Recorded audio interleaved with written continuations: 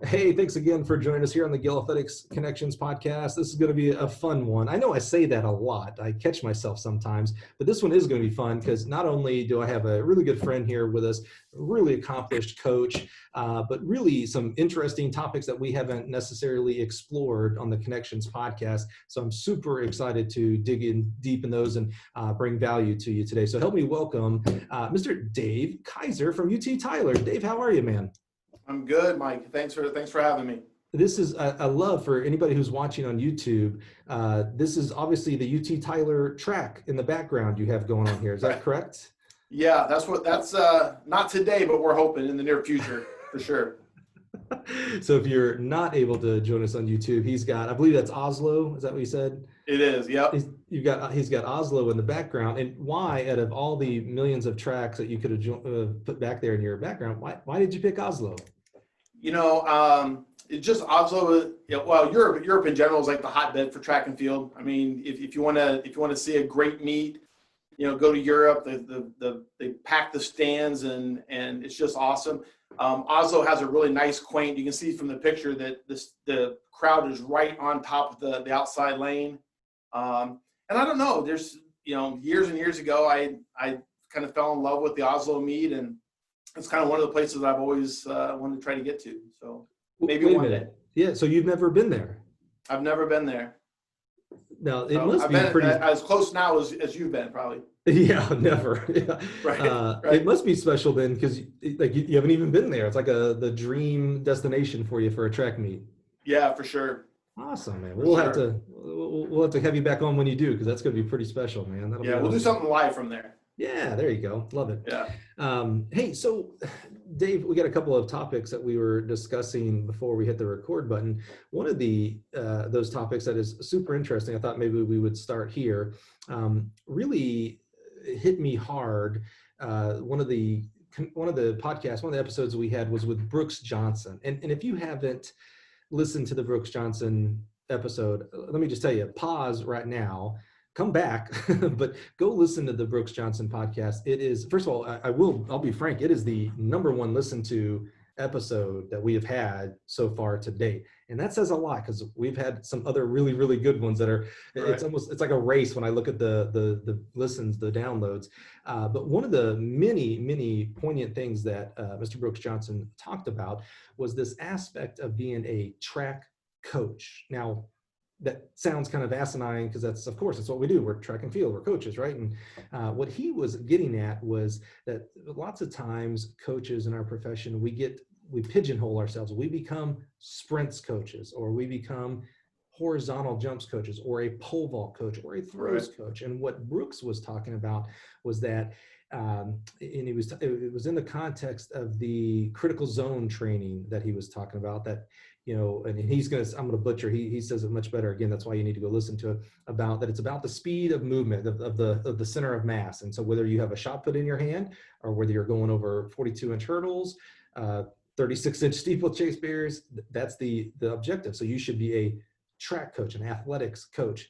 Dave, you have always, the years and years that I've known you now, which just means we're old, by the way, when you can say years and years and years, right, is you've always been that to me. In fact, when Brooks was talking about that, you were one of the people in my mind that I was like, oh, like Dave's not a pole vault coach. He's not a sprints coach. He's not, but he coaches all that.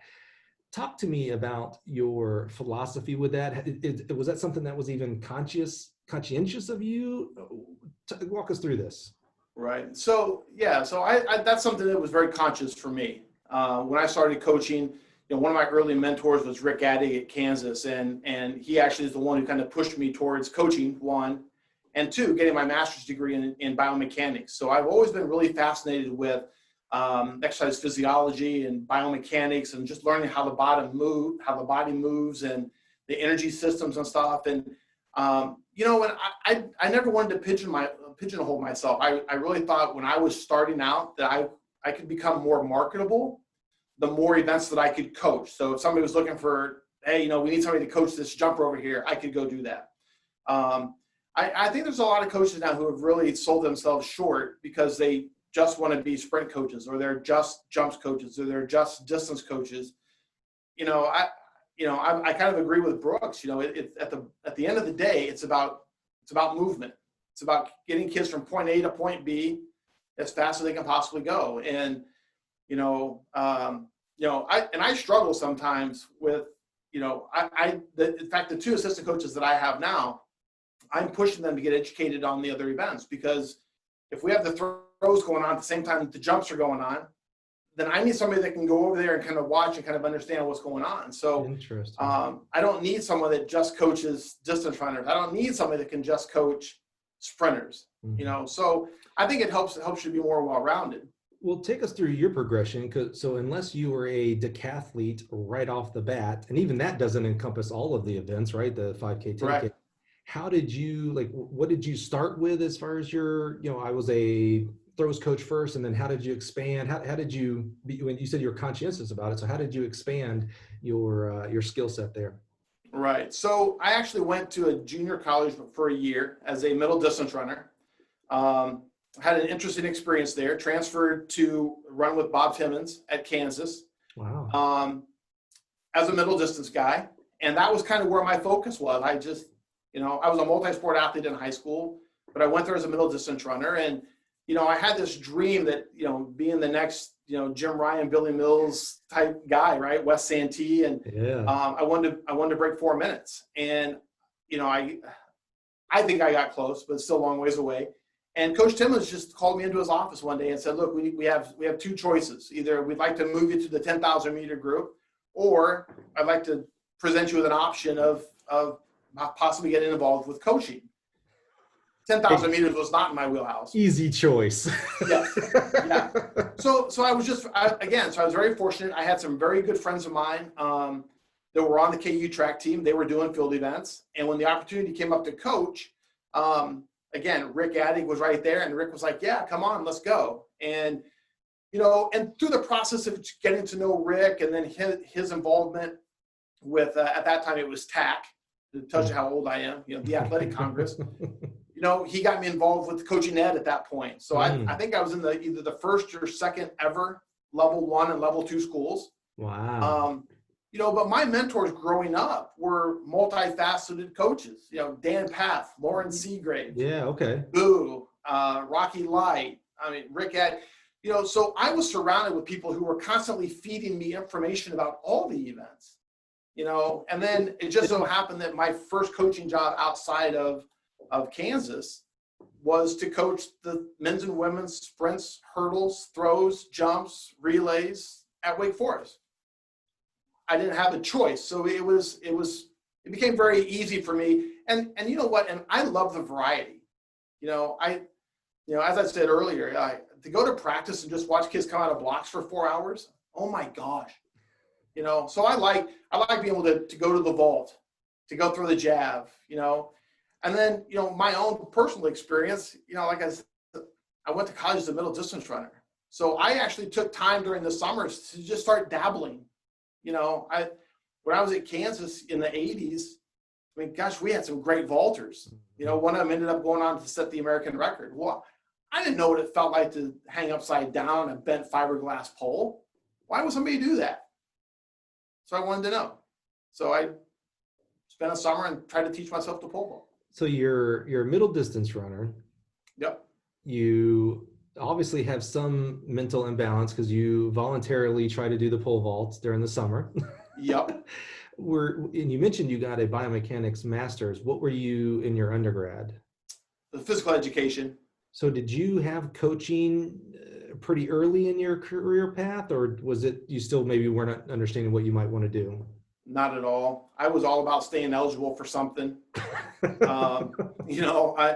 Honestly, if it wasn't for my athletic pursuits, my athletic dreams, I would have really struggled in college, So, and honestly, I wouldn't sit here today if it wasn't for Rick Addig and his push and his encouragement, and and then again, meeting some of those other guys. Rocky Light was a big push for me to kind of keep me rolling, and then just running across other people along the way, So what was it like? You said the first coaching job out of Kansas. It sounded like you coached everything but the 10K at Wake Forest. Yeah, felt like it too. What events did you not have a lot of experience with on that first job? You had some pole vaulting, you had some middle distance.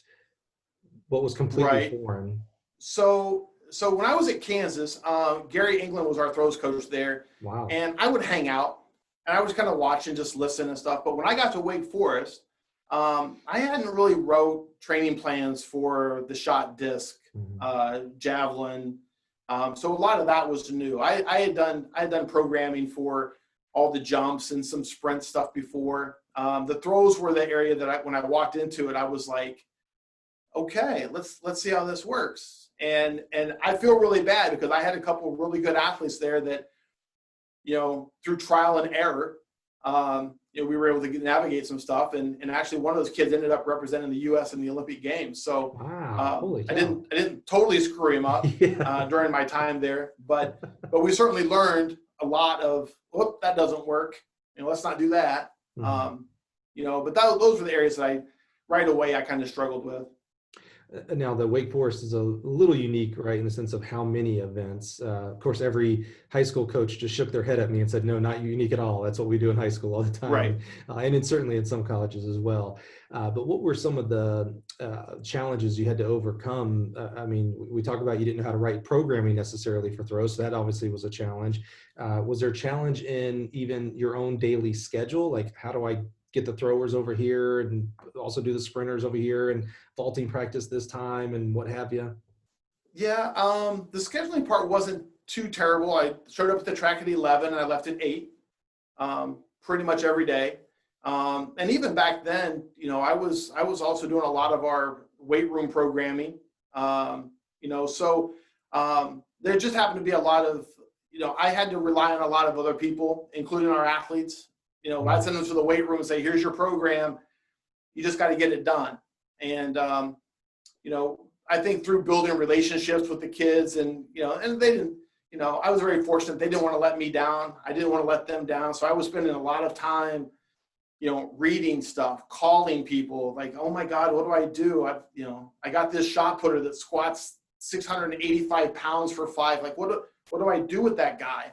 And so it truly was, my years at Wake Forest were truly a community effort from everybody that I had crossed paths with up to that point, because there were just situations that I just didn't know.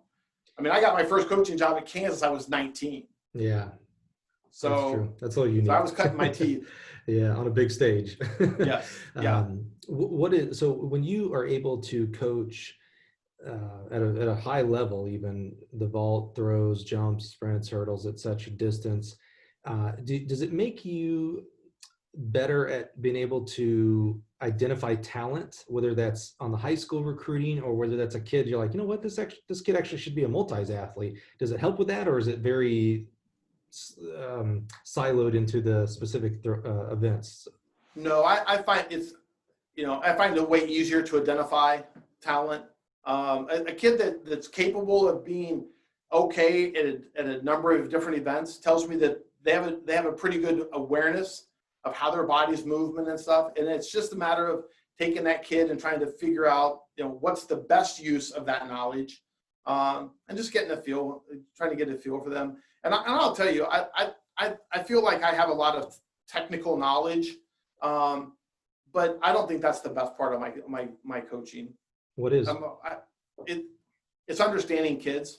And, and everybody will tell you there's an art and a science to coaching. The science piece, I think, is very, very important. It's not as important as the art piece. Being able to see a kid walk onto a track and knowing, like, you look in their eyes and know that today's not that day, and being able to make adjustments on the fly. And when you're coaching so many events, that becomes very, very important, because otherwise you just become a machine and you're just running kids through workouts. And sometimes doing a workout, even though it looks great on paper, is not the right time or the place to do it. One of the most important things to that aspect that I ever learned, and it has to be through Boo, to be real honest with you, was that your workouts are not written in stone. They are not the 10 commandments. So right. You write them, but okay, what happens during the day? The weather could change. A kid could walk up and have failed a test. got dumped by their boyfriend or girlfriend, whatever. And, Yeah. because they're emotionally down, you've got to change, and vice versa. There may be a kid who comes to practice and they ace their test and whatever, they're on cloud nine. Well, you might actually be able to get another high level rep depending on Right. what event you're working on. Yeah. I Yeah. always kind of had that visual that, we don't write our workouts in stone. They are not 10 commandments. You do have the ability to change them. Yeah. I actually write my workouts in pencil Mm, and I will type them up at the end of the practice mm. with whatever adjustments we made. Right, right. Yeah. You said something real interesting about for a coach who is a track coach, not just this stereotypical sprints coach and distance coach, et cetera, that you actually become really versatile for the entire program. I can't tell you how many times a coach has to go to one side of the track and an athlete's still competing on the other side of the track. You were able to kind of be those eyes and ears and even speak the cues and what have you for that coach, no matter what event it was. I can't imagine how valuable that would be for staffs that are already small as it is compared to the number of Right. athletes we have. That is amazing. Well, and I think it's particularly important as you get to D2 schools. There's some schools that are fully funded as far as staff goes, but most aren't. Division 3 schools is kind of the same thing. So but again, I keep coming back to this, but that was something that when I was 19, 20, 21 years old, and I'm working up with Rick Addy, we had 52, 53-foot triple jumpers. We had a 6'1" high jumper on the girls' side, 7'2" high jumpers on the men's side. We had 4 or 5 18-foot pole vaulters. When we got to meets and Rick had to go to the vault, I had the jumpers, or vice versa, So, and the beautiful thing was, especially at a very young age, we had a group of athletes that, even though we were the same age, and in some cases they were older than me, actually still listened, and they trusted what I was telling them because they knew that was coming from Rick. You mentioned this was back then when you were 19-ish, 20 years old, and the amazing coaches you've mentioned, and some of those guys and gals have taught me as well. You mentioned Rocky Light and some of the others, just amazing people, but amazing coaches. Oh, yeah. You've been through decades now of coaching. Do you see it differently today? Do you see more? Do we see less track coaches and more of the quote unquote specialists, or is it just the same and we just maybe don't talk about those people? No, I think it's less. I definitely think it's less. And when I go to the USA track coaches conferences and I go to this stuff, it's amazing to me that, so I'm going to give a talk on sprints and hurdles, and there'll be 200 people in the room. And then the very next meeting is a guy talking about the long jump, and there's 40 of us. So people aren't, which, by the way, sprinting and jumping go hand in hand. So, I think it's less. I think people are specializing more and more, and they want to be, the next Tom DeLez. And the reality is that's just not the way our sport functions. We're not as fortunate as football, where you can have a wide receiver coach and a tight end coach and then a line coach, and then we're not that. So in order for our kids, as we're building a team, in order for our kids to get the most out of us as coaches, we need to be well-rounded. We need to be, and I'll tell you what, and you've been around a lot of teams. I know distance coaches that have zero relationship with anybody on the track team. So being multifaceted, where you can kind of bounce from middle distance coaching, you understand what they're doing, to the jumps, to the throws, it helps build your team camaraderie as well. So kids actually feel like you care about them. Whether you do or not, that's another thing. But you actually get the sense that they're really vested in the entire team. Well, why do you think that is in today, 2020? Why are more coaches wanting to be specialized? Is it an ego thing? And we're generalizing here, and we're not thinking of any specific people. We're just talking about in general, the coaches that say, I want to be the best sprints, because I could play the devil's advocate and play the other side, right? It's like, there is one thing of being a generalist for everybody, and you can still be a high generalist, meaning all the events. But I want to be you mentioned the next to Les, which I think he also coached a few different events too, if I remember Yeah, correctly. yes, he did. But I want to be the best sprints coach. I'm trying to eventually one day set the college record, Dave, or I'm trying to break Usain Bolt's record with one of my athletes one day. I got to know every little inch. I don't have time to learn about throws and jumps and distance. Right. What do you think that is? What's in general? Why are we? Well, I think in general, people coach what they did, what they know. You know, most of the sprint coaches that I've ran across over my career are former sprinters. Most of throws coaches that I know were former collegiate throwers. You know, and that's why I say I chuckle because, you know, a good friend of mine, Scott Bennett, and I talked about this the other day, where there's only maybe 4 or 5 on a hand that you could count that have coached really good horizontal jumpers and have coached really good throwers. And they didn't do those events themselves, you know. So I think in general terms, I think people tend to gravitate towards what they know or what they've done. And what they know is what their coaches taught them in college, right? So it's just an easy transition to go, I'm a 100-meter guy, I'm going to coach the sprints. Yeah. You know, I can see that. It's a comfortability factor. It's like, well, for sure. Wait a minute, I didn't throw. Even a kid maybe who went through the high school and college ranks and loved watching the throwers, had good friends on the throw squad. I didn't throw. I sprinted. So I'm going to stay in my lane, if you will. I'm going to become a sprints coach. And maybe their heroes were other sprinters and other coaches that were sprint coaches. And so that's where they run towards. Yeah. I used to take great pride in. Yeah. I used to take great pride in going to the meets, you know, where, you know, I had good throwers. You know, when I was at Purdue, we had a plethora of really good throwers. Mm-hmm. And I would be standing along the fence and I would listen to people talk about my throwers and, man, I wonder who's coaching them and whatever, because I'm the smallest dude around. Like all the other guys are being coached by, you know, guys that are, you know, Judd Logan and, you know, these just big, you know, big dudes. And I'm like, watch it, man. Do not tick off the throws coaches. Let me just tell you. Oh no, they're all very svelte. They look good. They're in shape. Come on now. Oh yeah. Well, throws coaches are the same way as the sprint coaches are, right? They are, you know. But I would say that I took a lot of pride in the fact, maybe a chip on my shoulder a little bit, that I didn't have to do it in order to be able to coach it, because I still understand movement and I still understand force application and I still understand the value of rest, you know. So, you know, I feel pretty comfortable that if I got hired somewhere and they said, look, man, I need you to coach the 10K guys. Okay. I don't think I'd have any problem doing that. Well, go back. We talked about, you know, the athletes, coaches are typically, and it's probably a pretty fair statement, I guess. I would tend to agree with this, that they are typically coaching what they were as an athlete. So are we as coaches doing our sport today and in the future coaches a disservice? Are we not coaching sprinters to also do the jumps and maybe do some throw? You may not compete in the throws, but maybe coach as a more combined events type of coach than a sprint specific, throw specific type coach. Right. So I don't think we're doing our athletes an injustice. I mean, I think you put your athletes in the best position to be successful. Where I think we're doing an injustice as those of us who, you know, and again, I spent 25 years as an assistant coach. I think we're doing an injustice to our assistant coaches by not encouraging them or demanding them to be educated about the other events, you know, to show an appreciation of that. You know, I think that if there's a fallout point, it's that.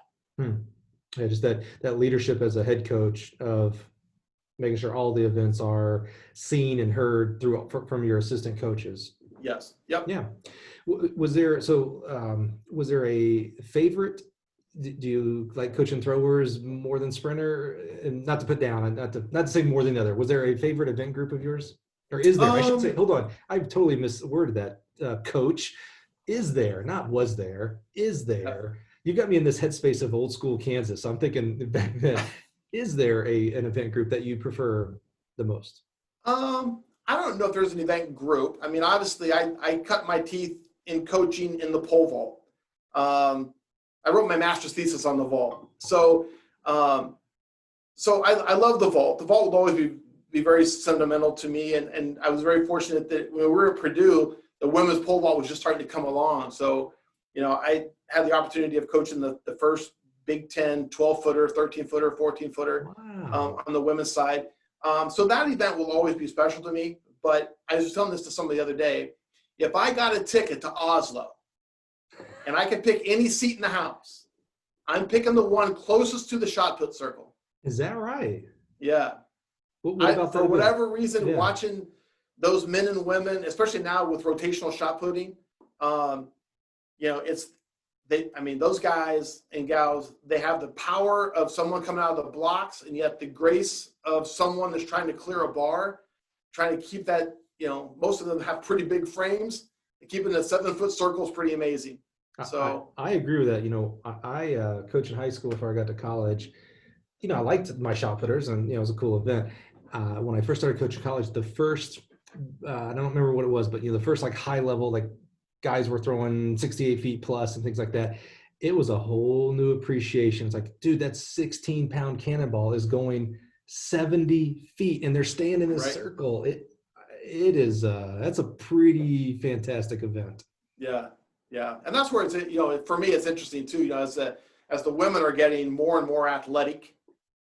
At some point, I always wonder when's the IAAF going to say, okay, this is ridiculous. We got to go to 10 pounds. The 4K ball, I was just talking with a friend of mine about this the other day, Ryan Blutridge out at Arizona State. I'm like, like these kids are so athletic and they're so strong. Like you got to get to a point where you can't feel a 4K ball. Like, so there's, but I love that event. Just see how people manipulate it. There's a whole conversation about, the women's hurdles from high school to collegiate and up, the shot put, the discus. And that's probably it, right? I guess the hammer, even though we don't have a lot of, scholastic high school hammer. I wonder if the reason we don't move up is grounded in this, the sexism that we've had in the sport of track and field. Remember, it wasn't all that long ago, David, we wouldn't allow someone, a female, run more than 800 meters, right? They weren't capable. Right. We just had an awesome conversation with Sue Humphreys about that. I mean, it boggles. So I wonder if it's kind of rooted in that. One of my favorite trivia questions was always in the hurdles.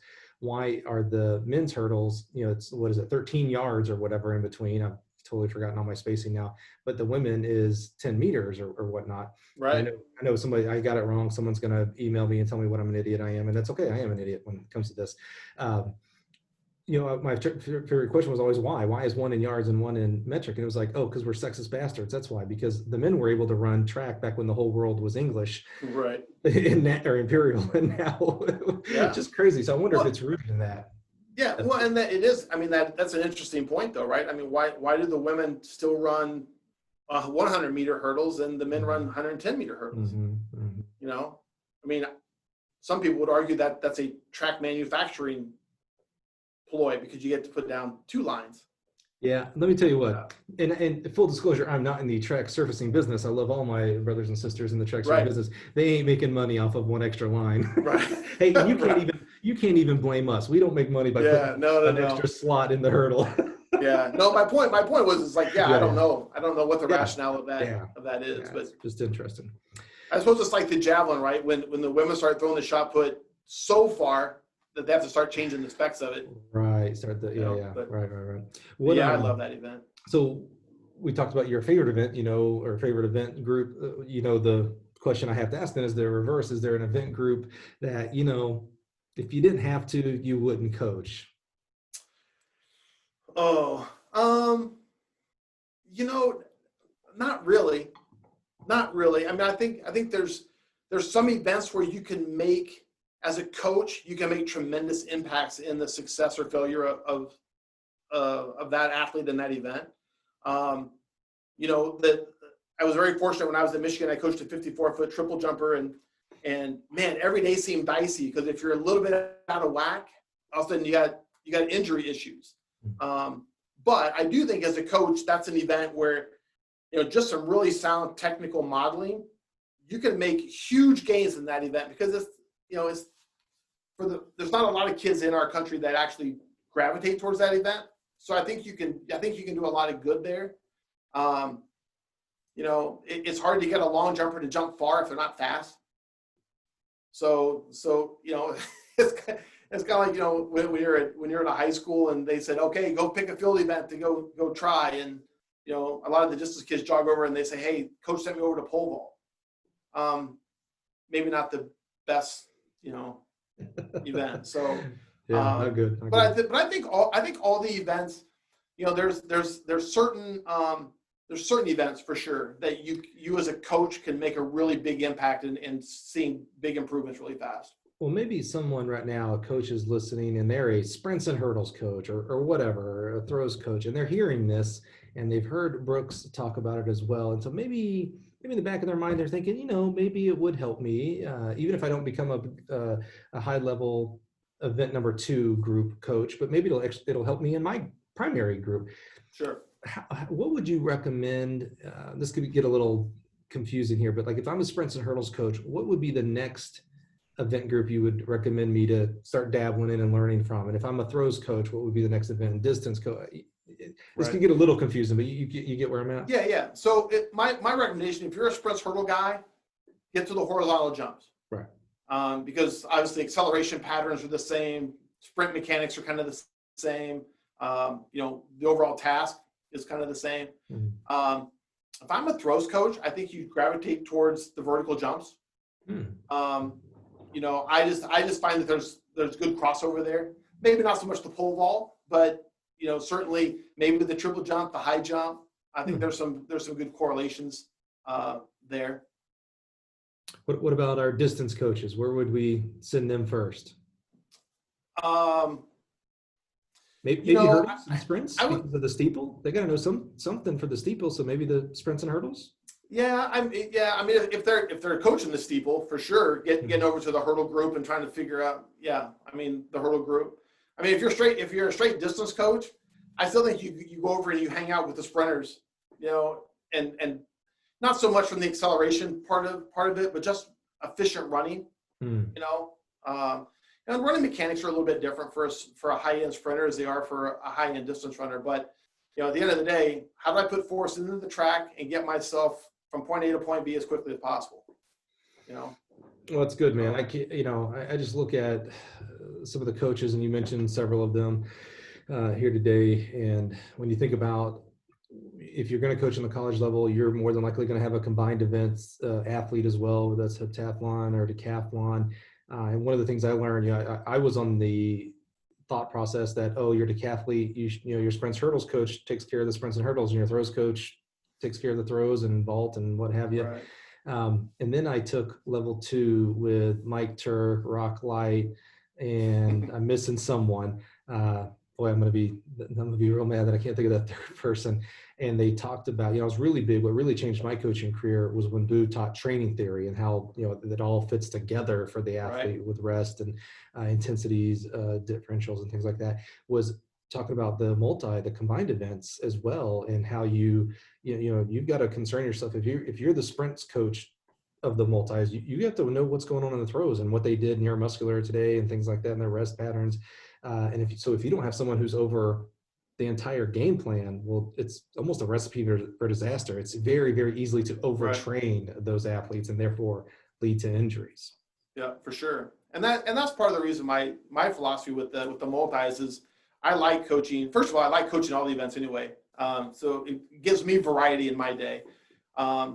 But yeah, I mean, that's why when I tackled the decathlon or the heptathlon, I want to coach all the events, because that way I can regulate the volumes and the intensities as I move that athlete from event to event in our training. Plus, it also makes it a lot easier when you go to a meet and you're in the midst of the heptathlon. It's easier for one person to try to manage the ebb and flows of the emotion that athlete is going through, versus sprint coach takes them through the hurdles and they go to the throws coach, and the throws coach is, a little off the hinges because they're fired up and then we're going to throw. And then, so it's easier for me to try to manage all the external stuff that goes on with, emotions and techniques and all that stuff. I didn't even think about that aspect. I was thinking the physical side, but that's right. The emotional side of the multi-events. Yeah, absolutely. So what do you take on as your responsibility? You're a head coach. You said you had 2 assistant coaches. what do you do to help build, I don't want to say little David Kaisers, but what do you do to help them get out of their box, so to speak, of just being whatever their event group responsibilities are? Right. So, so the way we have our responsibilities broken up here, I'm in charge of all the field events. I actually help out with the hurdles as well, since our top two of our top hurdlers are also multi-event kids currently. But like our sprints and hurdle coach, I'm constantly feeding him articles and stuff about 800-meter training or jump stuff. And I'm fortunate that when he came to us, he actually did his graduate assistant work at Fort Hays State, where he actually had a chance to work with some field event guys and stuff. So I'm just constantly encouraging them to, take stuff online, take courses online, we try to get to the USA Track Coaches Association stuff. Take some of those courses and take stuff that's out of the realm of, my distance coach was the defending, was the Division II 1,500-meter champ. And so he's got a little bit of knowledge about 800, 1,500 meter kind of training, which is great. But we were just talking last week. I'm like, so what would you do with a kid that is more of a 2-4 guy? Like, how would you take your philosophy of training an 8-15 guy and apply it to this guy? And so we have some conversations about that, once in a while. But yeah, I mean, eventually we're going to get our distance coach to where, I may tell him, say, look, you got the jumpers this week. Like we're at this meet. You need to watch them, and I'm not going to send our kids out onto an island, But what'd you see?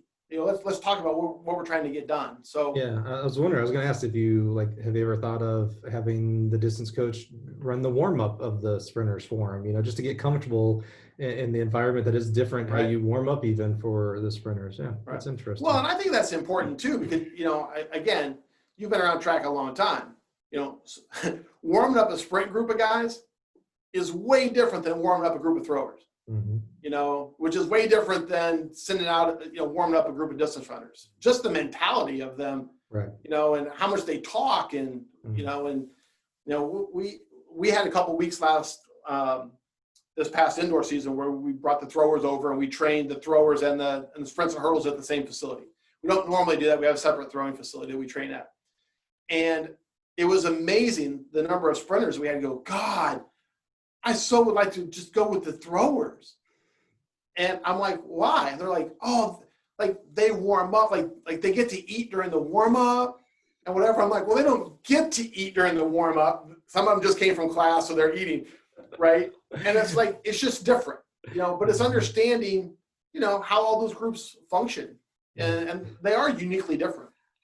Well, I can't think of a more valuable asset for a coach. There's a lot of valuable assets for a coach than being able to have multi-discipline coaching ability. And again, it doesn't always have to be at the highest level for each one of those, but have proficiencies in each one of those. You had mentioned about even fully funded track programs. So what are we at nowadays? Six coaches is our max, right? Yeah, 6 paid. Yeah, and if we're at 6, we probably have a fairly large team. We're fully funded, et cetera. So that could be 50 kids to 100 plus kids. I just think about basketball programs that have, I think they have a 15 or 18 cap on their roster roughly. And I think they have 5 coaches. I'm sure I'm butchering. Maybe it's 4, but their athlete to coach ratio is just stupid. And like you mentioned with football, there's a wide receivers coach, a tight ends coach, an offensive line coach, outside linebackers coach, inside line. And I'm like, this is great. Imagine if we had that for track and field. I don't know if that'd be good to be real honest with you. But Mike, to some extent though, again, when you think about like just with our staff, we'll have 60 kids on our roster next year. We doubled our women's roster.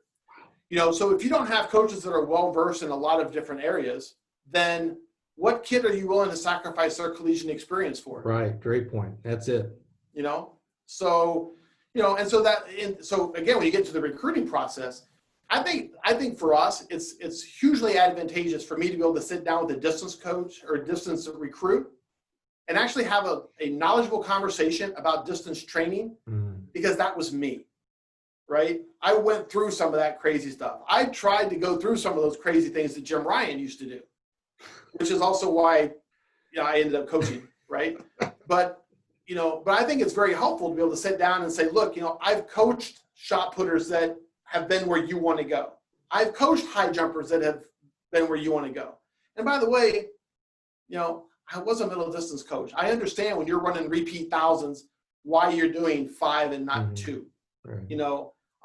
So I think for me, when it comes down to being able to sit down with high school coaches, high school kids' parents, to be able to speak logically and understand, like, I understand what we're asking you to do, and here's why that's important. Yeah, no doubt. I would have to imagine in the opposite scenario where the head coach is talking to a distance recruit and the head coach is a throws coach, and the head coach wants you on the team because you're good, but he can't speak distance.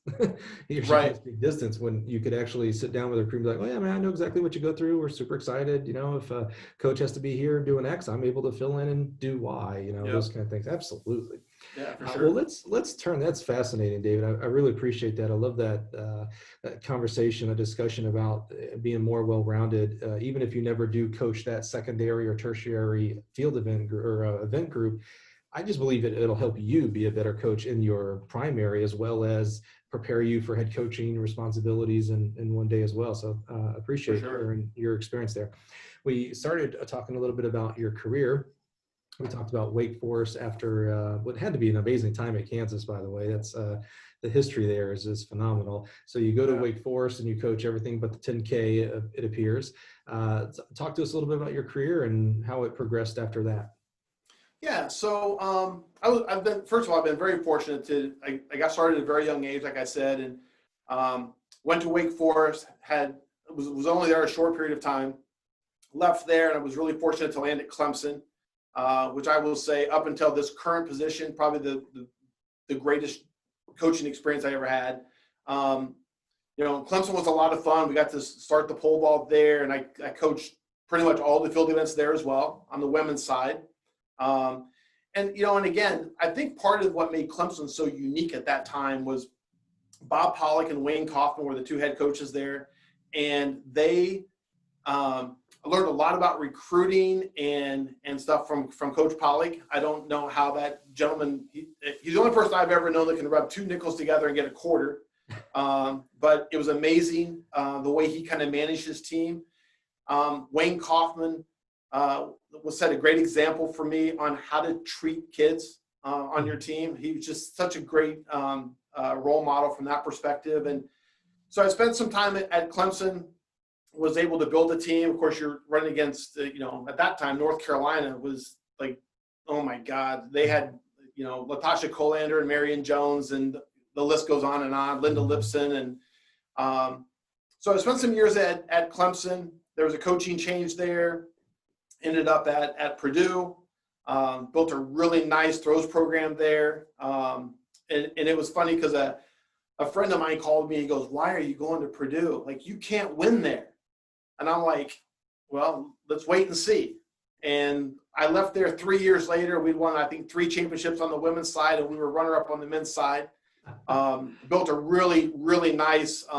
Did you call that friend back and tell him you were wrong? Oh, yeah.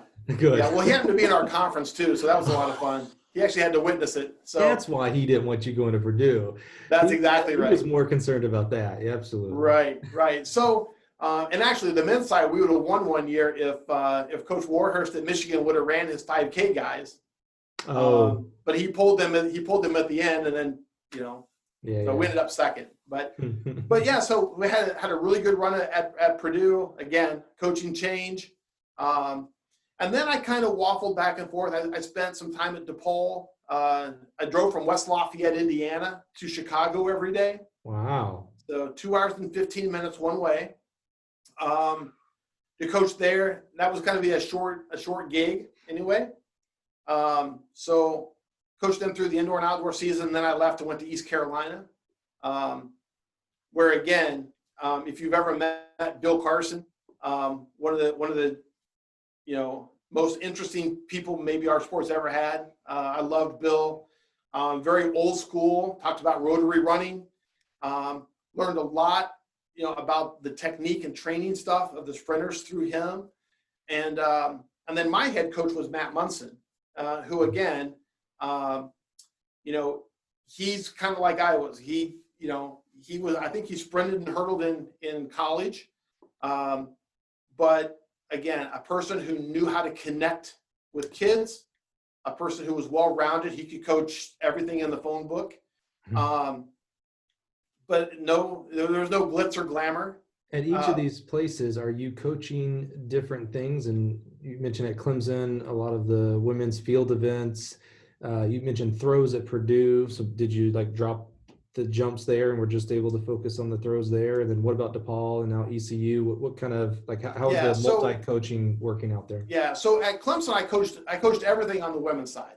The throws, jumps, multis, the whole deal. When I got to Purdue, I coached the men's and women's pole vault, and I coached the throwers. Horizontal jumps went away, vertical jumps went away. Then when I made the move to DePaul, like I said, it was kind of a patchwork job. And so I went there and I just coached the throwers there, went to East Carolina, and then I was back coaching pretty much everything. I didn't coach the high jump because Coach Munson did, but I coached the men's and women's throws, the pole vault, and that was kind of a place where it was kind of like we'd show up at a meet and we would literally like rotate. Like, you got to get to the vault. Okay, I'm heading to the long jump, and so that was pretty cool. And Coach Munson, there were even meets where I'd like, dude, we're getting ready to start the vault. Hammer's warming up. He goes, I got it. And he would stay with the vault with the hammer throwers. And I'd go to the pole vault until I could get back. And wow. So it was really nice to actually coach with a coach who understood what we were trying to do. Right. And East Carolina was great. I just couldn't make any money there. I was coaching all those field events and teaching like 3 or 4 classes a day. And I was making like $26,000. Yeah. So at that point I was offered an opportunity to move to Friendswood, Texas and direct a sports training facility, which was one of the Velocity sports performance facilities. Oh, right. Yeah. Yeah. So we moved there. The cool experience about that was I worked with some really high level athletes, NFL, Major League Baseball, NBA players. And you really got a firm grasp of how intense athletics are in Texas. Oh yeah, right. We actually would do an early morning, Saturday morning flush out series, and we'd bring football teams in, that morning after their game. And we had to plan it just right because you didn't want Friendswood High coming in at the same time that Clear Creek came in, because you'd start, and we literally would bring kids in the front, run them through their rehab stuff, and then out the back while the other team was coming in. So it was pretty crazy. But it just wasn't the environment that I was working literally from 6 a.m. till 8, 9 o'clock at night every day. And did you miss track? How long was that in Friendswood? I was there 6 months. So did you miss track? Was it kind of like, yeah, this is fun, but there's no pole vault and there's no shot putting and there's no jumping? Yeah, I missed the track piece. I missed the planning for the big event at the end, right? So training from Monday to get to Tuesday and Tuesday to get to Wednesday just wasn't really kind of in my wheelhouse. And there were some things on the business side of that experience that didn't go so well for the owner. And it just so happened that I got a phone call from a friend of mine in, I don't know, it must have been April. And he said, hey, I think Michigan's going to be looking for a field event coach if you're interested. And the NC2As happened to be in Austin. And so I took 2 vacation days and I drove up and interviewed. And within 48 hours of that meet being over, I was on a plane to Ann Arbor. And once I got there, I called my wife and said, man, let's go. And we took a pay cut, and we moved to Ann Arbor. And then I stayed there until 2010, and then that a coaching change. And you're skipping over. Yeah, it's a few championships there at Michigan. Yeah, we've had some championships along the way. Yeah, absolutely. Yeah. And again, field events, men or women's side, men's side. Men's side at Michigan, and I coached all the field events, including all the events in the decathlon. Oh, wow, man. So And how many years were you at Michigan? I was there 6. 6 years, yeah. Yeah. And so coaching change necessitates, I shouldn't say necessitates, it caused a change in your Yeah. career. You actually started, and walk me through the timeline. You started coaching high school or administrating high school. What was the game plan after Michigan? After Michigan. So my game plan was pretty simple. And it was simple in the sense that my daughters were in middle school and I was done moving them.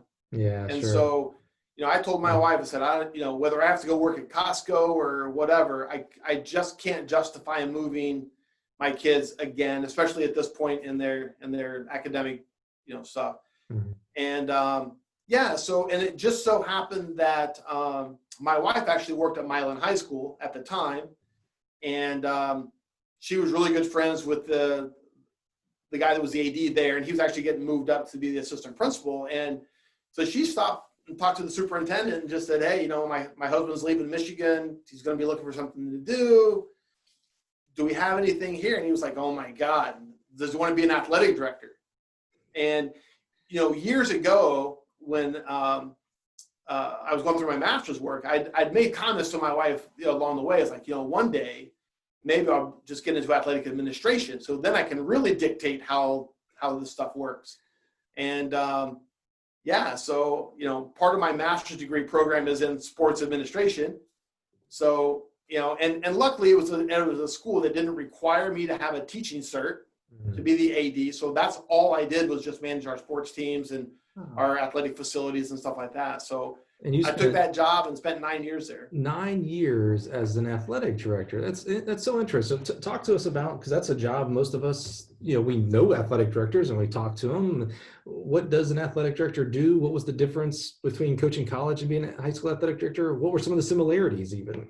Yeah, well, the similarities for me, because again, as my coaching journey went along, I was always very, very into learning about budgets and raising money and that kind of organizing camps and that kind of stuff. So from the administrative side, it was fairly easy for me to kind of slide in there and just do the administrative piece.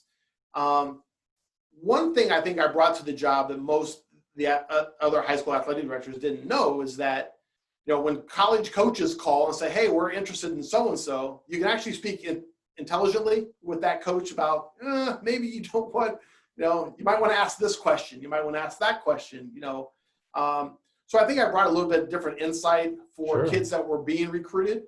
So I managed a lot of that. I was not allowed to coach by our Board of Education, our superintendent. So So you were coaching track as well. I was not coaching track. I was just an athletic director. So let me ask you, how intimidated was the track coaches at your school that you were their AD? Well, I don't know.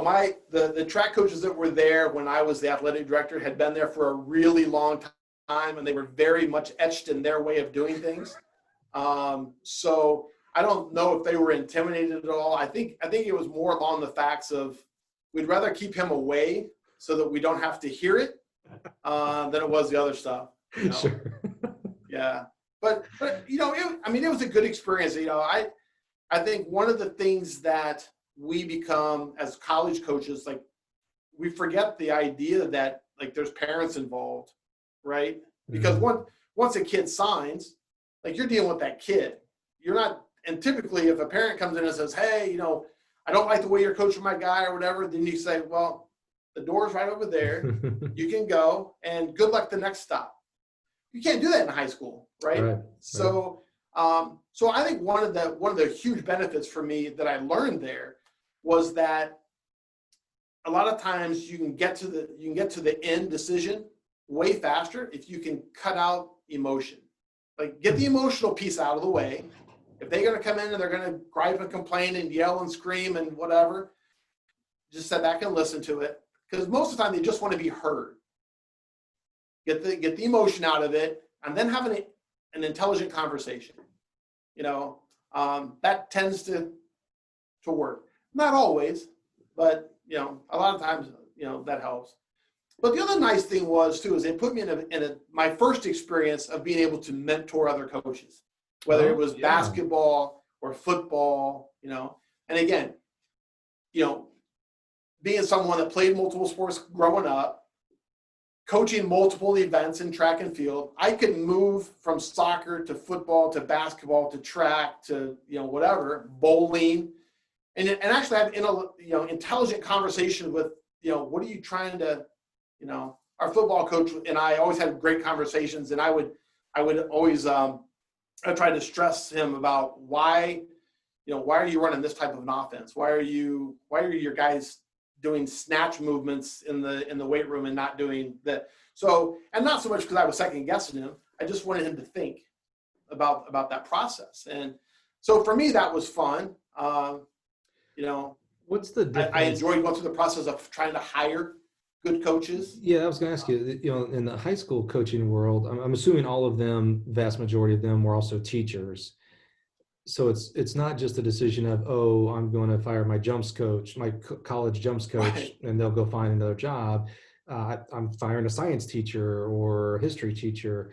Did that play into how you evaluated the coaches as well, or did that was just secondary?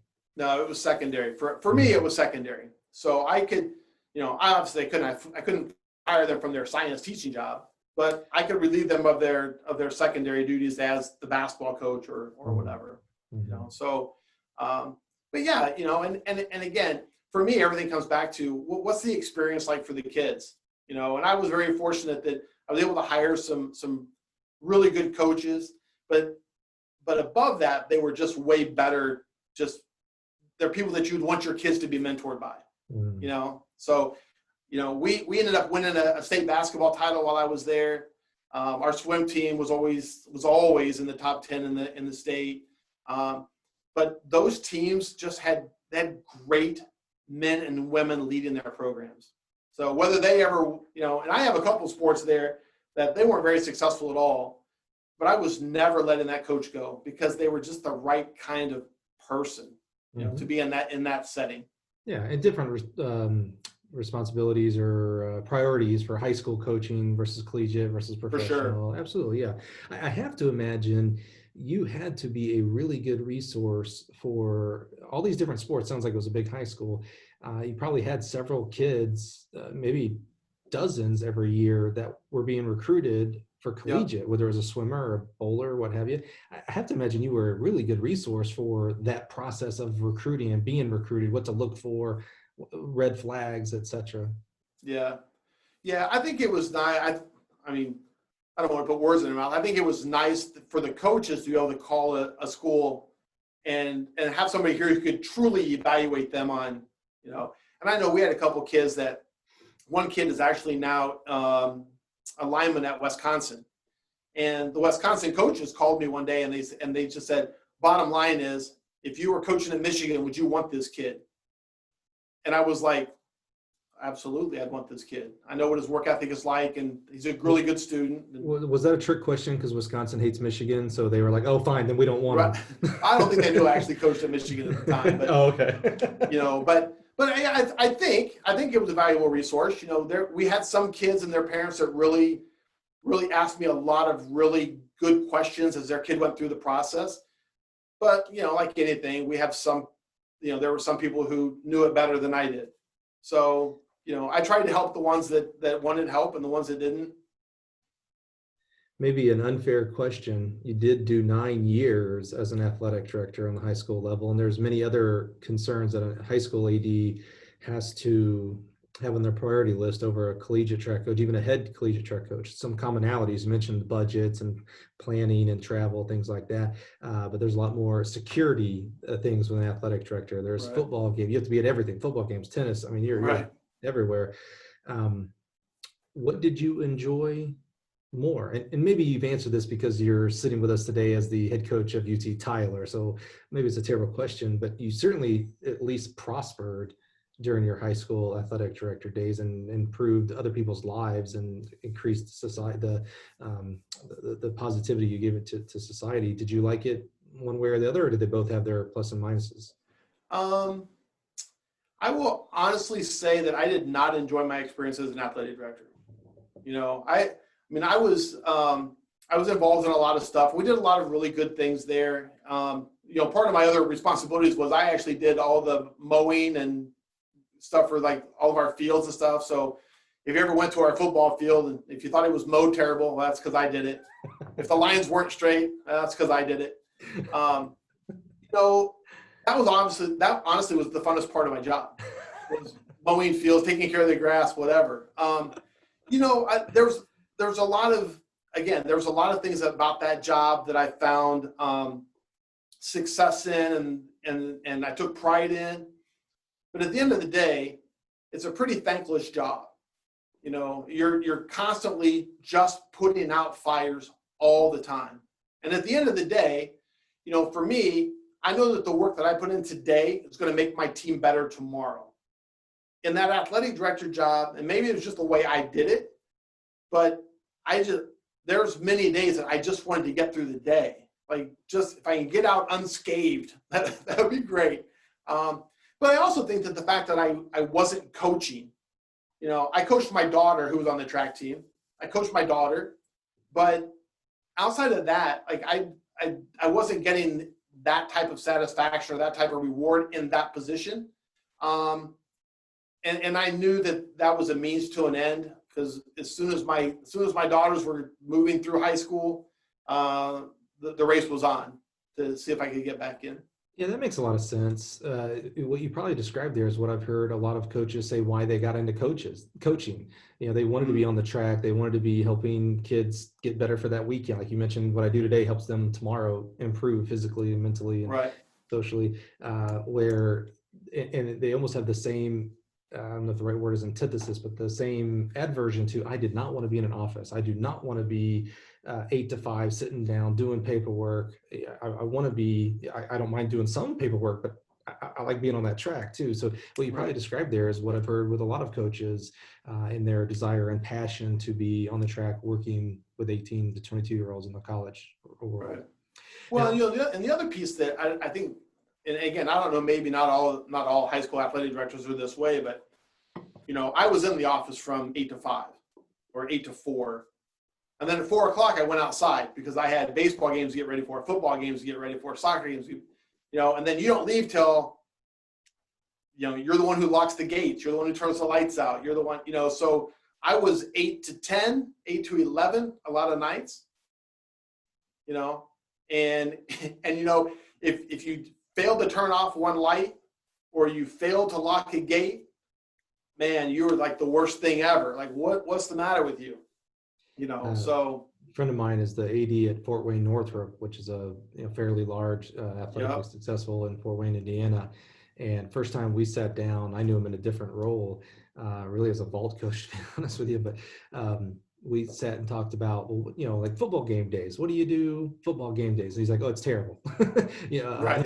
Putting words in his mouth a little bit, but he explained what you said there. It's an all day job. You're running to this ticket booth to grab this money so you can go put it for the deposit. And then, you're right. for this security, watching this ticket gate, and the kids, kids in the stands start screwing around. So you got to go bust them up. And it has little to actually do. If I remember him saying it correctly, actually had for his job on game day had little to do with actually on that 100 yards and what happened between the quarterback and the offensive defense. Oh, right. And more about everything else that was going on. There were many nights where I left the football game and I didn't know what the final score was.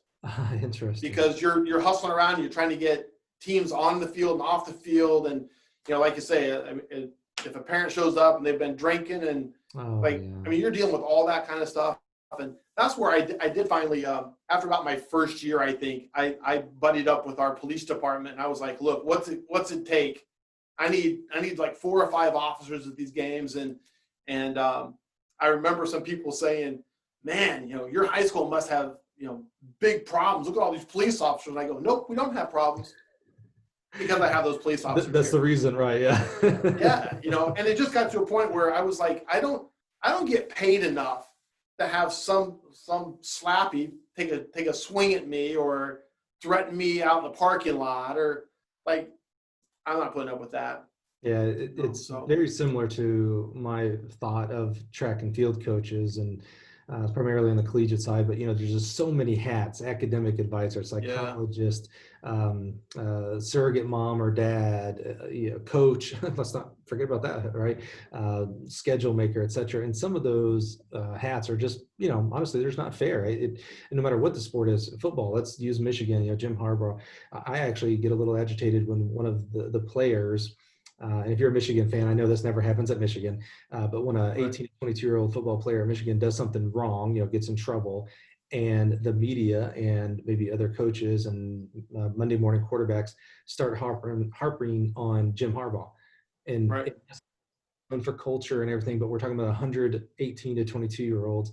I'm like, man, he didn't tell that kid to go underage right. drink or whatnot. That kid, where's the self-responsibility for that kid, and Yep. his growing up and his peer group, etc. So same thing, an athletic director, really, you're supposed to be the police of the people in the stands, of parents and other adults and fans and people who are just there to cause trouble. I'm sorry, there's Right. people like that. Right. You're supposed to do that. I'd rather have you scheduling and evaluating Right. coaches and sure coaches have what they need to succeed for their athletes. Yeah.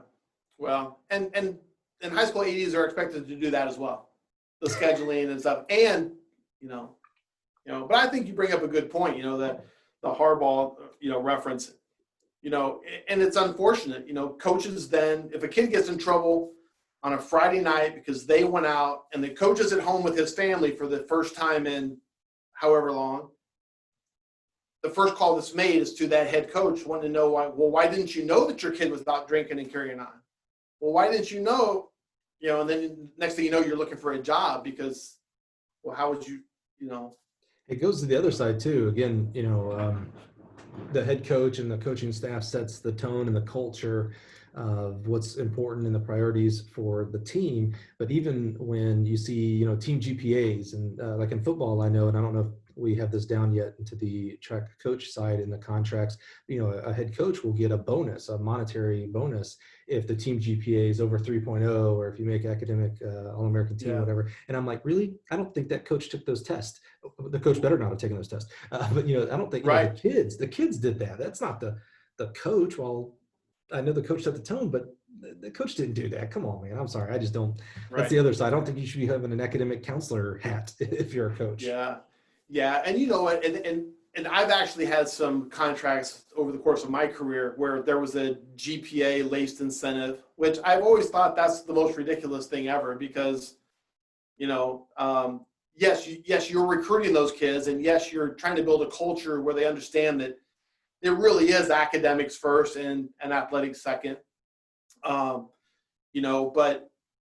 you're exactly right. We're not taking those tests. We encourage those kids to get up and go to class, and there's a penalty maybe at practice if they don't. But I don't know why we as coaches are getting, I'd rather you increase my bonus for us being in the top half of our conference, Yeah, right. or top 3 or whatever. Yeah, But absolutely. Well, let's talk. I appreciate that openness and honesty there on your time as an athletic director. I know it is tough. You have always yearned, because it's pretty much your DNA, David, that you are a college track coach, and you are a track coach. Throws, jumps, vault, you name it. It's always what's been so impressive with you throughout that 9 years. For sure, the last part, as the daughters graduated, you worked very fervently. Your goal, your mission, and I'm putting words in your mouth, so calm me down. right. was to get back to coaching collegiate track and field. Yeah. And there were, and not to talk about any specific situation, but there were opportunities that just weren't afforded to you, that me on the outside, at least as a former college coach and someone who is in the college coaching ranks on a daily basis, I am the next step away from a college coach, man. I sleep, drink, eat college coaching for track and field, that I thought was no brainers. Right. Slam dunks.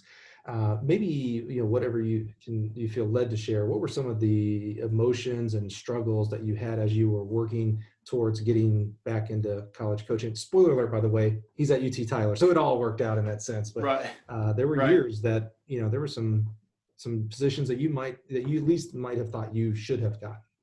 Yeah. Oh, no question. And again, when I started years ago, making sure that I could coach more than one event area, that whole, a lot of the emphasis behind that was not only did it make me more versatile, but it also made me way more marketable. Oh, sure. So if there was a Yeah. throws job that opened, I was qualified. If there's a jumps job that's open, qualified. If there's a sprint job, qualified. Right. But nobody, I shouldn't say nobody because obviously I'm here, but the last 3 years of as being an athletic director, I was really starting to reach out to colleagues who I thought, okay, they've got some ins, like they're going to be really helpful. I found out through this process that, that whole adage, you keep your friends close, keep your enemies closer, or vice versa, keep your enemies close, keep your friends closer. Yeah, there was a lot of people who really were supportive of me getting back into coaching until I needed them to help me get back into coaching. And then maybe they weren't quite my advocate that I thought that they were going to be. So that was a bit humbling, to say the least. And then you just kind of try to figure out, like, okay, so what's the piece, right? One of the big knocks that I had was that, now I've been out of coaching for 9 years, so I must be stupid. I must have been dumber, which, during that whole time, I got my USATF officiating thing. So I was officiating a bunch of meets. I was still taking coaching ed stuff. I was still mentoring some athletes online, writing workouts and whatnot. So I never, ever really got fully away from coaching track and field. But during that 9 years, and again, we're not football. If you get fired from one place, you get a $140,000 gig and you become a quality control guy. In track, if you lose a job or you walk away from a job, there had to be something going on, so nobody, so the perception that's out there then is, something had to have gone haywire at Michigan. So there's just all this stuff. It was way harder, Mike, than I ever thought it would ever be. And let's clear the deck here. There wasn't. There was not. I can speak for Dave on this one. There wasn't a recruiting violation. So he didn't do anything improper. There were no rule breaking. There was no this, that, or the other. Clear the air right here. Yeah. None of that. Absolutely right. I wanted to make sure. Well, I will say I had one NCAA violation when I was there that I self-reported, and so I couldn't call this one recruit for 2 weeks because I accidentally sent them a text that I thought was going to a friend of mine. I didn't scroll far enough. And now you can do that like all day, every day, or something like that, if I remember correctly. Yeah, right. Yeah. So, but that was the hardest part for me, Mike. Was what did it take? Who were the people that trying to figure out like who really does have my back. And I will say it didn't deter me from the coaching aspect, but man, I tell you, it really makes you kind of go back and reevaluate like who's really got my back, when the chips are down. And it sometimes can be a very fickle profession to be in. So that's one aspect that obviously there's some emotion into it as well, because we're a pretty camaraderie group as track coaches. Right. If you don't believe that, go to the USTFCCCA convention and you'll see all the camaraderie you can handle in one place. Right. The other two aspects that I thought of as you're talking about that experience is one, and you alluded to it. I'd like to talk a little bit more. There's this I don't know if it's perception, but certainly I can look at the landscape of coaches. And the number that were high school coaches before they became college coaches, it's pretty small. Right. Is there a perception? And you weren't even a high school coach; you were an athletic director. So, right. Were there rejections, or not even the rejections? You didn't even get past the first round because it was like, oh, he's a high school guy. Like all the stuff that you did, the championships you guys won at Kansas and Clemson and Purdue and Michigan didn't count because you like reset it because you went to high school. Right. Oh, I don't think there's any question. The perception that if you're a high school coach, you're just not quite at our level. which is so ridiculous because you think about it, how many coaches are coaching at colleges, whether they're NAIA, junior college, 1, 2, 3, whatever, that literally walked off the track as collegiate athletes and walked right into a Division I job. Like, they don't know, they have an experience, right? They have an experience of being an athlete, but they haven't recruited a single kid. They haven't, and high school coaches are constantly recruiting in their hallways, but they're constantly recruiting. Like, there's so many different aspects that a high school coach can bring to a college setting that a college kid, even though they were really good, it doesn't mean that this is going to translate into them being really good coaches. So let's play a little exercise here. Let me play the devil's advocate. Let me play the coach who says, I'm not going to hire a high school coach because of X, Y, and Z. And you tell me why that's ludicrous. Okay. So one of the first reasons, and by the way, I want to make sure, because I love my high school coaches. This is not I'm playing devil's advocate here. Okay. Don't send me any hate tweets and all that kind of good stuff. Right. But hey, Dave, I'm not going to hire a high school coach because they only coach from March through June or April through May, depending on where they are. Maybe they have an indoor season and they go January through May. This is 365 days a year. We're coaching Labor Day through the middle of June. I'll get to the other aspects first, but just talking about coaching, I don't even think you can coach for 9-10 months of the year. Right. And I would tell you that high school coach is probably reading more stuff over those downtimes. They're planning, and keep in mind, you're talking about people who are dedicating their lives to educating young people. So use the word coach, use the word teach. It doesn't matter, but those people are engaged in that student's life 365 and probably are more emotionally attached to the success and failure of that kid than the coach is at the collegiate level. Okay, great point, David. Now, another reason I'm not going to hire a high school coach is they don't recruit. You don't know what it's like to call a kid every once a week or whatever the rules are now to get on a plane and go home visit. You just don't know that. You get what you get in high school. You don't understand how we have to go select the right people for our program. Right, and yet that high school coach is constantly walking up and down the hallways trying to get the football player to come out and throw because that ups their value as a football player. They're trying to get that basketball player to come out and do track because if they're a good high jumper, it enhances their ability on the basketball court. There is a reason why track and field is called athletics. It's because it's all encompassing. So I think high school coaches, in many cases have it harder. They just don't have to travel as far for meets. Yeah, that's a good point. That's a good point. Yeah, we had a great discussion with David Turnbull at Summit High School about he started the program at Summit High up there in Bend, Oregon, when the school was built. So there was nothing, like he didn't have any team. He literally was going around. He'd walk in the hallway and be like, "Hey, you look like you might be a high jumper. Hey, you could be doing this." And in his very first year with 0 seniors, it was a brand new high school. He had over 100 kids on his team. I was like, holy crap, it's a brand new high school. What? I was like, that's crazy.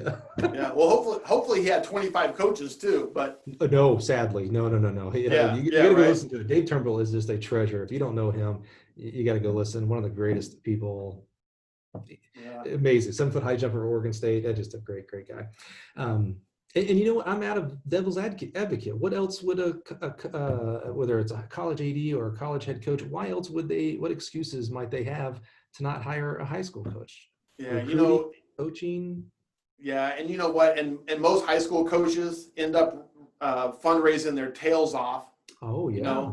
Trying to get money to help buy kids that can't afford shoes, to have batons, to have, our high school program at Milan. We did a little GoFundMe thing, and we raised, $2,300, $2,400.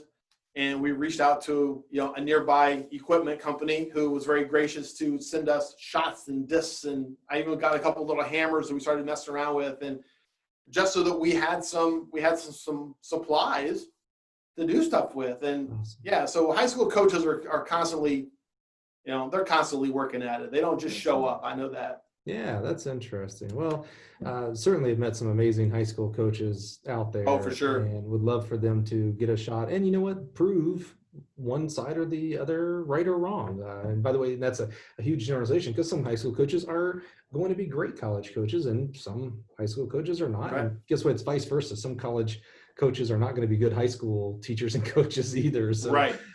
it's not, it doesn't Right. work both ways. So Well, Mike, and I will tell you one thing that, and I knew this going into this AD job. I do not understand 13, 14, 15-year-old kids. And after 9 years, I would like to be able to say that I understand them better, but I would be lying. I don't. I don't. That is an age. That's an age range that I just don't get. And you were a father of 13, 14, 15-year-old kids. I know. And my wife will tell you that I was really bad in those years. My wife probably tell you I was bad leading up to those years too, but yeah, no, I know that's not the truth. I know it. I know you're a great dad, man. I know that without a fact. Being Facebook friends with you, we get to see the other side. It's my favorite side, to be real. I'm tired of, hey, listen up, coaches. If we're friends on Facebook, I'm tired of seeing your athletes, they set this record, they did that. That's awesome. But there's other avenues. I love seeing the family pictures. I love seeing the fishing trips, the trip, that's just so special to me, man. Because that's why you coach. You do it to make money, to support a family. That's what it's about. Right. I just love that part so much. The other part, so we talked about, your high school coach. The other aspect was the disappointment in who had your back, your network, and things like that. The third part, I wondered, and it circles back to this being a track coach. Did people have a hard time maybe considering you a candidate for, let's say, a throws job because you didn't have an identity as a throws coach? Does that make sense? I'm not sure. Yeah. I get that. I don't know. I guess you'd have to ask the people who turned me down. But that's the interesting thing, right? Is that, I mean, if people dug deep into my background, I've coached numerous shot putters over 62 feet, men's discus throwers, 185, 190, female high jumper over 6'1", 18-foot pole vaulters. Like and again, I didn't do this podcast so I could pump my resume, but the reality is I think you're onto something in that I'm not a throws guy. That's true. Mm-hmm. I'm not a jumps guy. Right. I am a track and field guy. And if you want to build a program, and if you want to have athletes that are going to be successful across the board, then I'm probably your guy. If not, then that's okay. That's the way you want to build your program. That's fine. But I will tell you, the most shocking thing that I was told when I was looking through jobs, mm-hmm. I was talking with a head coach, and I said, man, I think I'd be really great for this. It's kind of a multi-event kind of job and whatever, and I've had success in doing that and whatever. And he looked me right square in the eye and says, Dave, I know your background. He goes, you'd be fantastic here, but I have to have a big name in this position. And completely floored me. I was like, I don't even know, like me personally, which I don't tend to get overly hung up on stuff like this, but like, are you hiring, Harry Mara? Like, right. What are you talking? A big name? Wouldn't you rather have somebody that's going to produce results, or has continued to produce results, whatever? And I just thought that was pretty revealing to me that, for me to get back in, for me to have the opportunity, man, the stars are going to have to align just right. Somebody's going to have to make the right calls at the right time, and that, and luckily for me, that happened here. Yeah, I'm not even sure I understand that. That's not a question, that statement that coach made. I don't even know if I understand it well enough to be able to ask a question about that. I'm not. Yeah. I just. Well, there's so many big names in track that, Yeah, well, once you get past, you said Harry Mara, we've already talked about Brooks Johnson, Bush Exnator, the list it's right. Yeah. Yeah, it's pretty Well, funny. you talked about the stars lining, and I always love to end on a positive. You did. This year, Yeah. this is your first year, right? We just finished our Yeah, just first finished my year first year. as the head coach of the University of Texas at Tyler. Tell us about the University of Texas at Tyler, where it's located, what division you compete in, and tell us a little bit about the program. Right. So I got here in July. We are University of Texas at Tyler is located about 80 miles east of Dallas. So we're within 90 miles of Shreveport, about 90 miles from the Arkansas border. So kind of tucked in. The city of Tyler has a really big medical and financial push for East Texas, and it obviously cooperates with Dallas being so close. They really kind of mirror each other. But yeah, so when I got here, Division III school, just starting transitioning to Division II. So this year will be our third year of the transition. So we still 20 or 21 will be the third year. 2021. That'll be the third year. Is that the final year, or how many years do you have? Yeah, so this will be our final year, assuming that we dot all the I's and cross the T's, right? Mm-hmm. So we can compete in the Lone Star Conference championships now, at least in track, but we cannot qualify for the NC2As until next year. So our recruiting base is kind of like, we're building our team with the idea of once we're eligible for the NC2As, we're going to be ready to roll. How do you make that transition? How do you make that transition from non-scholarship Division III to scholarship Division II? Is it because you can't compete at the championship, so you can offer these D3 kids? I mean that because you're still technically D3, I guess, but you can offer them scholarships because you're prepping for when you make the full transition in 22? Correct. Correct. Yeah. So part of that transition period is obviously making sure that you have all the administrative pieces in order, as well as the financial aid pieces. So understanding that all that stuff works.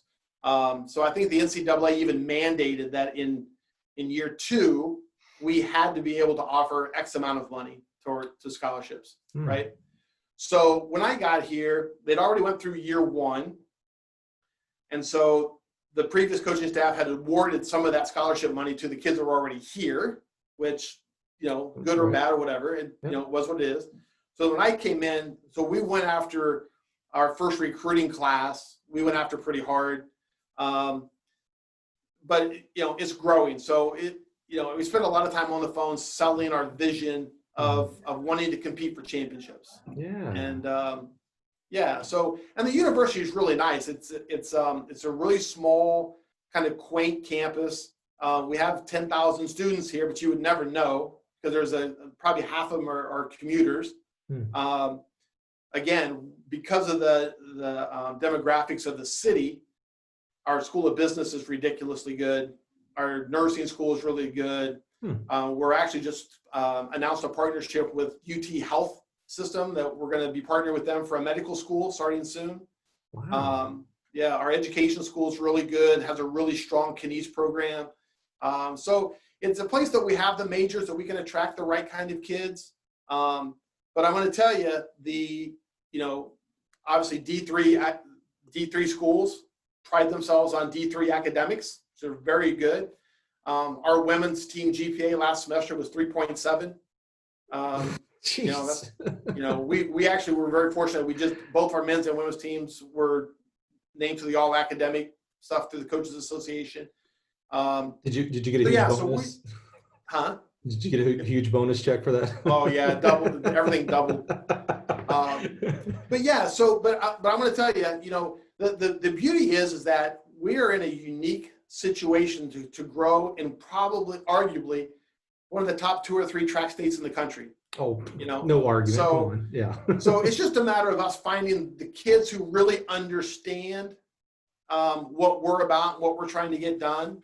Our biggest challenge is right now is that we don't have a track on campus, so we trained up the road, but we're having conversations about getting that done.